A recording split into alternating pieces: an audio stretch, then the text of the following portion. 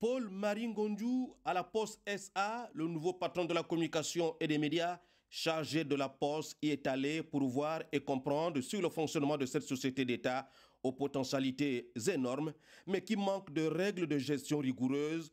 Paul-Marie Ngondiou, animé par l'obligation d'efficacité assignée par le chef de l'État, chef du gouvernement, Brice Clotaire Oligui Nguema, a tenu face aux responsables du directoire de la Poste gabonaise un langage de vérité, celui de tout faire pour retrouver la rentabilité, puis envisager les réformes.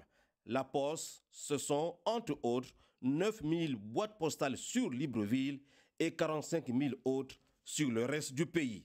J'ai voulu effectivement toucher du doigt les réalités de cette entreprise.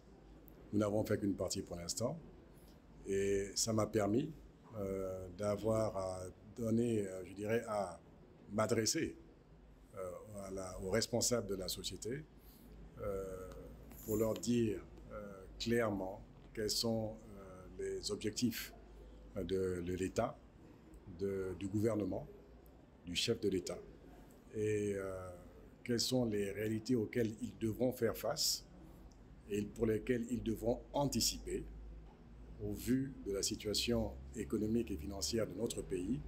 Les échanges empreints d'honnêteté et de transparence ont conduit le ministre Paul-Marie Ngondiou à recommander un management gagnant à la Poste gabonaise. Et j'attends dans les plus brefs délais, je dirais, des propositions concrètes parce que nous avons bientôt une mission du FMI qui arrive dans notre pays et il n'est pas question qu'on se laisse imposer des réformes parce que des réformes sont nécessaires pour Poste SA et nous avons l'obligation de trouver les voies et moyens pour rendre Poste SA une entreprise viable, rentable et prospère.